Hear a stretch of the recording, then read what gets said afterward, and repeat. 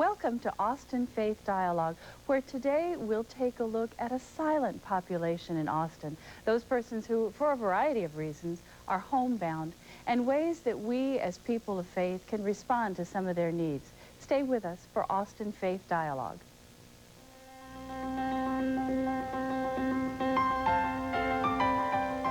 This is Austin Faith Dialogue, a public affairs program discussing the important crossroad of religion in life, produced by Austin Metropolitan Ministries in cooperation with KTBC TV.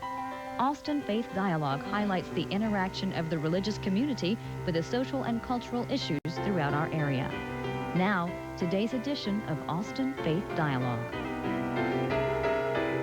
We're glad you joined us today for Austin Faith Dialogue.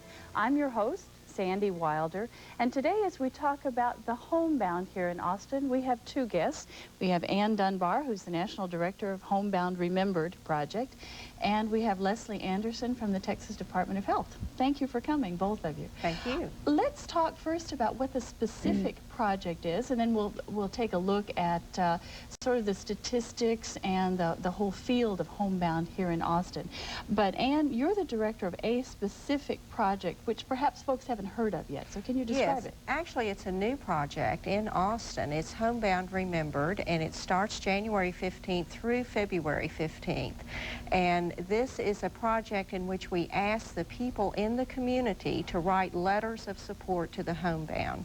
They can send cards, they can send letters, they can send Valentines, and what we ask them to do is just send these letters of cheer to make the people who are homebound know that they're cared about.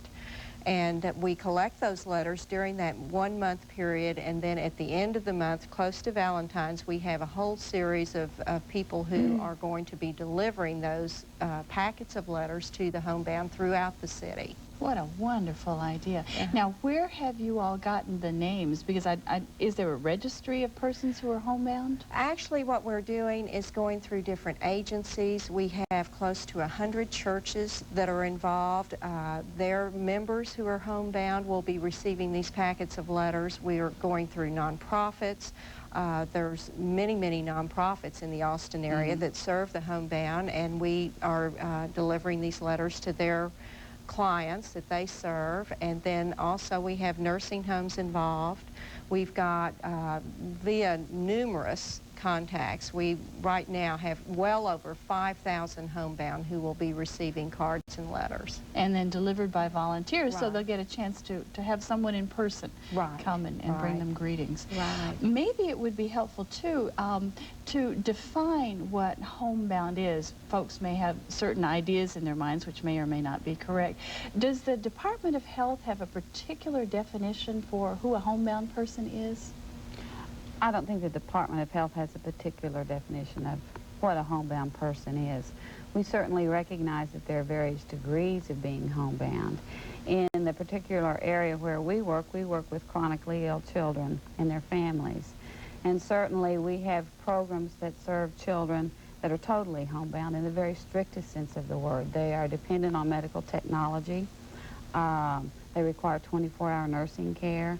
And they never leave their home, so they are truly, truly homebound. While at the other end of the spectrum, we have children that go to public schools during the day, but are medically or physically or emotionally compromised in some fashion, and when they get home and get back from school, they're often homebound after that point in time. So homebound then has to do with, to one degree or another, not being able to leave one's home. Is that the definition being used in the project? Yes, in our project, what we're defining a homebound person as being an individual who cannot leave their home unaided.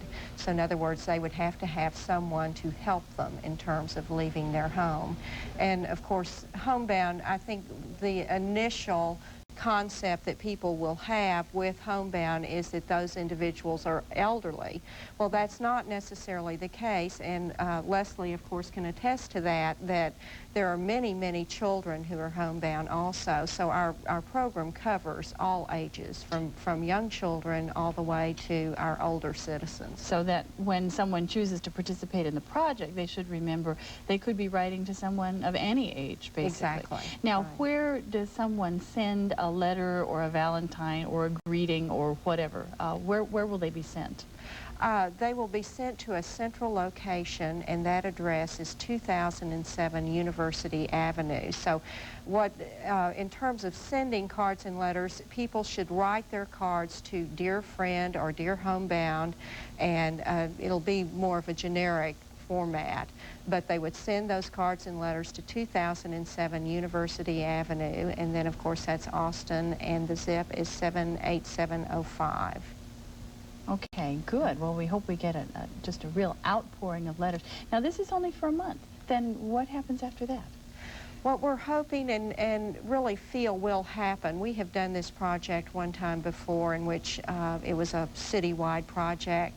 What we want to happen with this is to not only make people more aware of this hidden population, these people who are isolated, often alone and without support, but we want people to not only become aware of them, but also possibly become involved, either as volunteers in terms of helping them via letter writing or via being a friend, getting involved in some of these agencies that serve the homebound, numerous things. We want the networking process to be instigated by this project, because so often people who are in the situation of being homebound are not aware of the services that are available to them in the community. They're not aware of the agencies that support them or the different products that might be helpful to them. So what we're wanting to do is to really have those people have an opportunity to network and find the information that can be helpful to them. Mm-hmm.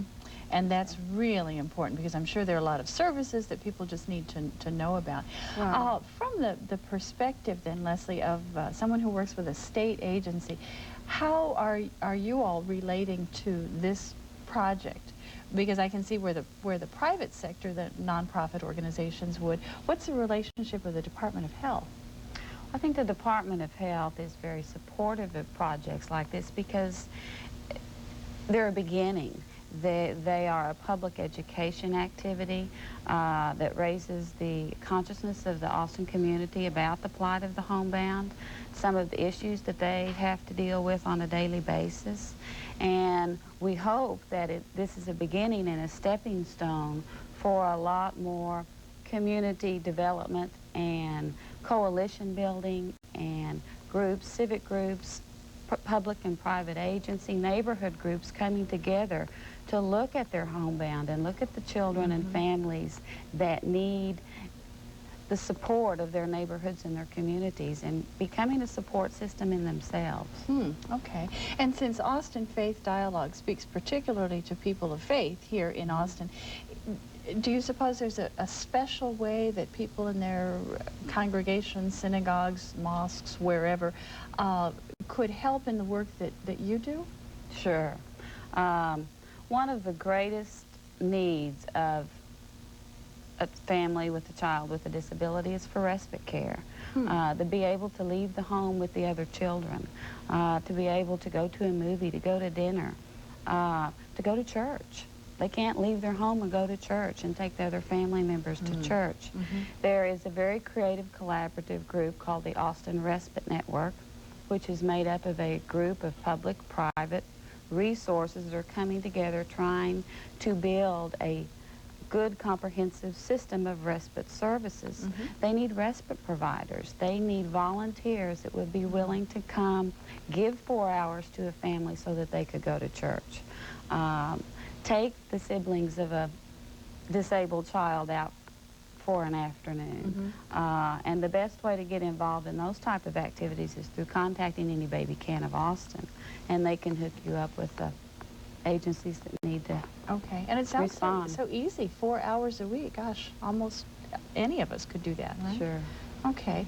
I'm intrigued as to how you, particularly, Anne, might have gotten involved in a project with Homebound. It's an unusual field of endeavor. What was it that attracted you to this? Actually, this has a history in terms of involvement. We initially started working with homebound people. Steve Edwards, who is an affiliate with me in this project, we began working with the Homebound through an agency in West Texas in the Midland-Odessa area called Community and Senior Services. And this is an agency that has senior centers, does all sorts of special services for seniors, has special nursing care, operates Meals on Wheels. And so through working with the elderly in that particular area, we realized just how very much these people who are homebound really need contact with the outside world, how isolated, how often they become very depressed because they don't have the contact and don't have the support systems that they need. With families moving all over the country these days, you don't have that same nucleus that we used to have historically in terms of families supporting one another in a strong way. So oftentimes, in particular, people who are elderly are maybe left alone with their children in different parts of the country without having those people immediately there to support them.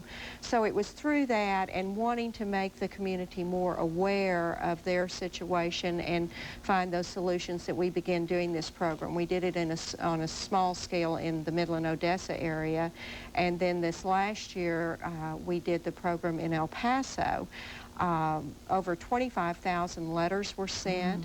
Thousands of homebound were involved in the project, and the people that received the letters were so grateful that they wrote letters back to the newspaper thanking the city for supporting them.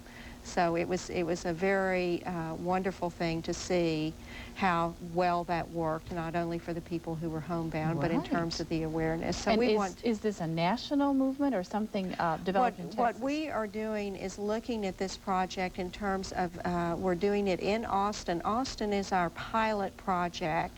We're also doing the same project in Kansas City starting in February.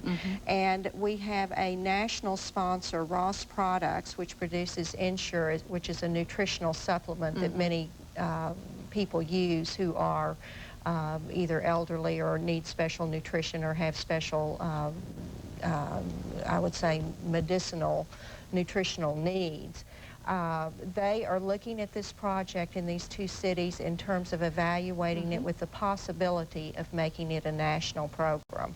So what we're doing is refining the program in Austin and Kansas City, working out the whatever problems there might be in terms of facilitating it, and then we will look at this in terms of taking it as a national program in which it would be an annual project all over the country. Well, good. So, Austin is a model project. And yes, of course, we're a model city in lots of ways. Right. We'll come back with some more conversation here in just a minute.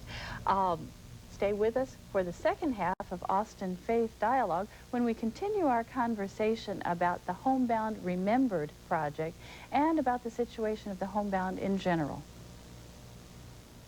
Serving Austin means serving you. That has always been the primary goal of Austin Metropolitan Ministries. We are religion in action through the work of these organizations. Each plays a key role in making the capital city a better place to live, but we can't do it alone. Do you have some spare time, talents, or any resources that you can share? If you do, please call AMM at 472-7627 because serving Austin means serving you.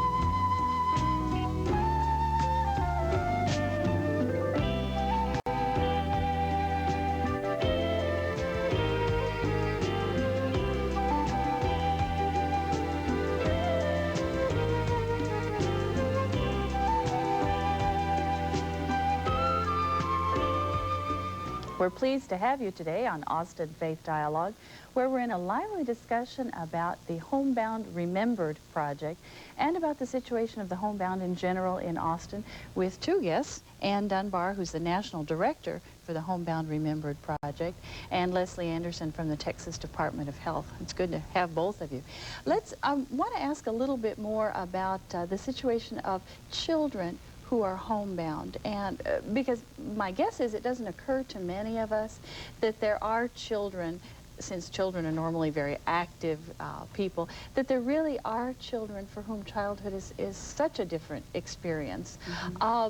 What does the department do in terms of providing services for these children who are at home? The department, the Texas Department of Health, among many other state agencies, provides various avenues of financial support in terms of helping with the health care. We provide information and referral. We work with the families and provide case management. Our primary goal is to help families access and utilize the services that are available within the community, and then to work with the community to identify those areas where there aren't services and where we need to work together to develop services to help these families live a better and more natural lifestyle. So it sounds as if the focus really is on families, rather than, say, pulling the child out and putting him or her in a separate institution or whatever, but to try to keep the family intact? Absolutely.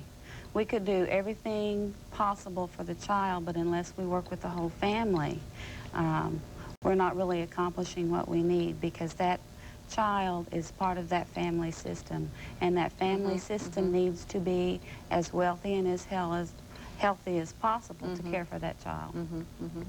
So that working with the homebound then, in the case of children in particular, and I suppose the entire homebound population in general, is not just working with that person who can't get out, but with the entire family.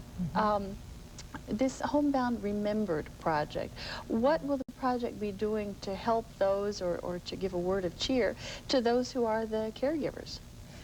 Actually, the letters that people are writing are, in many cases, can be directed as much to the caregivers as they are to the person who is homebound, because so often that caregiver is as homebound as the individual who is homebound, because they aren't able to go to the grocery store, you know, when they necessarily want to, or they can't go to a movie or whatever if they're having to take care of a homebound child or adult. So when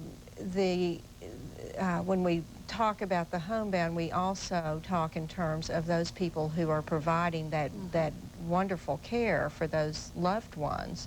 And one of the statistics that I think is quite interesting, so often people have the idea that as someone gets older, they're generally institutionalized, put in a nursing home or whatever, but the actual fact is that only 20% of the elderly are put in nursing homes, and that 80% of the care is provided by families.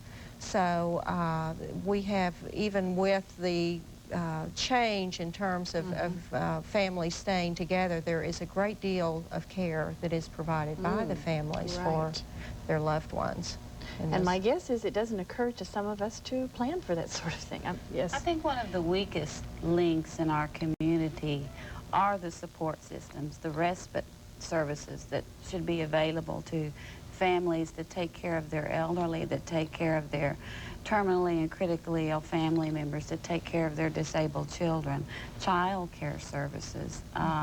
They're just, what we have is good, but it's not near enough to meet the need. So if you were going to design the ideal system, you would want to fill in some of these gaps. Absolutely. Okay. We've talked a little earlier about the fact that churches and church groups and all can certainly participate by generating cards and valentines and letters. Do you have particular outreach to other parts of the community outside of churches to get them involved in the project? Absolutely. We have close to 25 schools that their students will be writing cards and letters to the homebound, and they're taking all sorts of different forms. Some classes are writing letters, some classes are sending valentines, some are doing writing poetry, and so we have children of all ages who will be sending even artwork and all as a part of their participation in this project. So we have a tremendous number of children that will be involved in the project also. And that's not only in terms of writing cards and letters, but some of the older children in the high school classes have volunteered to help in terms of distribution. We're involving the University of Texas, some of the students there in terms of helping in terms of delivery of the letters and all. So we have a very broad range of the community involved in all sorts of ways. And I'm sure then that people will hear about the Homebound Remembered project in lots of ways too. Oh, absolutely. And of course, different civic organizations are including information in their newsletters. The churches are giving more information about the program in their newsletters. So hopefully through all of this, the awareness and also people's willingness to help the Homebound in terms of being a support for them will increase. Okay. So. Now, if we can get it back up on the screen, one of the things we should do is repeat the address, too, because it's 2007 University Avenue, and that's Austin 78705. And if anybody has questions, they can call 794-6433. 6344. Right. Sometimes it's hard to remember the number. Now we've talked about the issue of Homebound, but people may be wondering how big an issue this is. How many people in the Austin area are we talking about? Say in terms of the children that you work with, Leslie. About how many do you suppose? That's a real hard thing for me to estimate. A real strict interpretation would be provided by the Medically Dependent Children's Program, who are serving approximately 15 children with 15, 16 waiting for services. And that's basically 24-hour nursing care services within the home. The early childhood intervention programs are aware of a lot of homebound children and could account for some of that. The independent school districts provide homebound educational services. I did not have access to those particular statistics. Some of the resources that I did look into that estimated 300 to 350 homebound. Several hundred children in the area. And what about, Anne, if you know, say the rest of the homebound population in the Austin area? How many folks might we be talking about? At this moment, we have close to 5,000 homebound that will be participating in the program. Our goal is 7,000. We feel like there's many more than that, but initially that is where we think the figures lie in terms of the homebound. Okay, so you would hope for 20,000 or more letters so that everyone gets more than one, right? Right. Well, we're feeling that we'll probably get close to 50,000 letters with all of the avenues that we have and the different people that are involved at this point. We feel that just as a guesstimate that we'll be receiving close to 50,000 letters. Wonderful response for a model project. Yes. Now, as you look down the road, say another 5 or 6 years, what would you like to each of you to see in place for the homebound? How would you like to see services strengthened or changed or whatever? What I would like to see is a greater networking of the services that are available for these people, because so often when someone becomes homebound, it may be because of an accident, a disability, or whatever. The family, it doesn't matter what their educational level is, until something happens to a loved one, you don't necessarily know what resources there are available to help you. And so what we really hope will happen with this program is that there will be a networking process where, say in Austin, that we will have a booklet that will give information about all the possibilities in terms of services that could help someone who is homebound.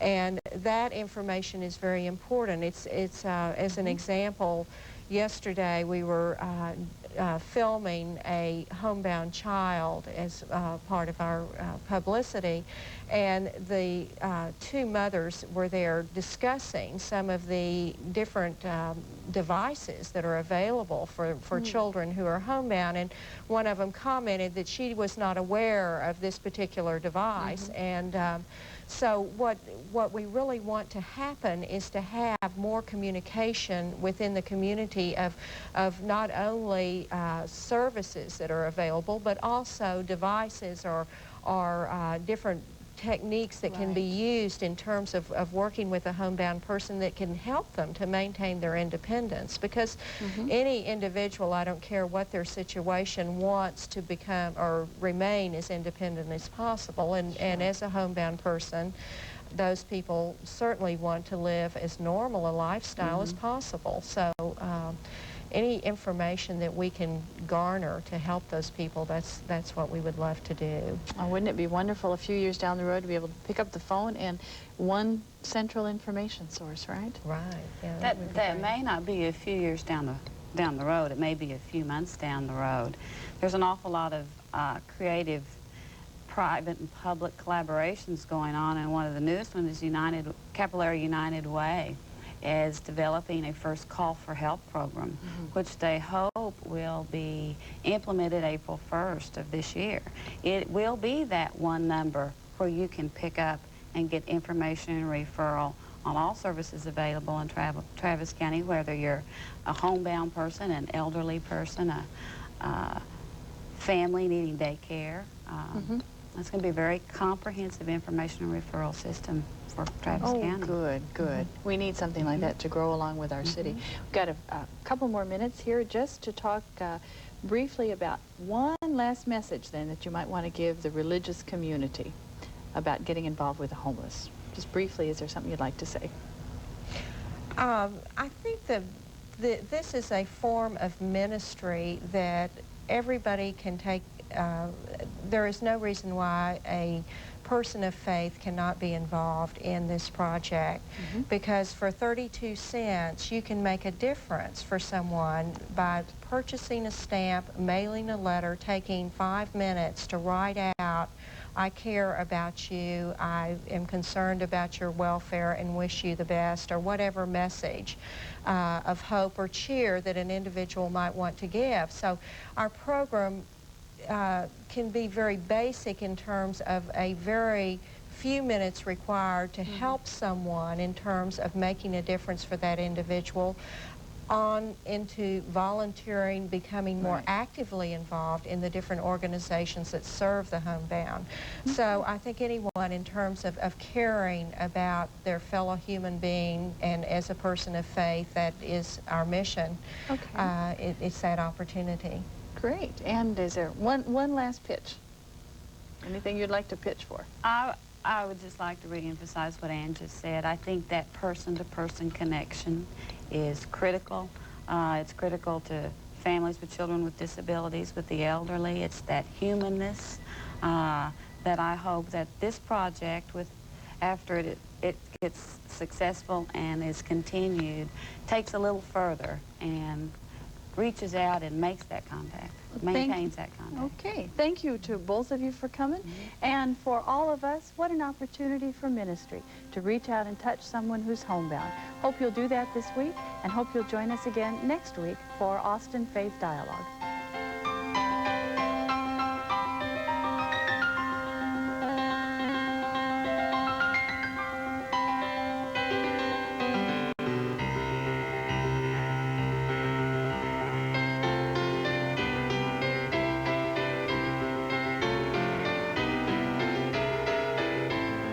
For more information, call Austin Metropolitan Ministries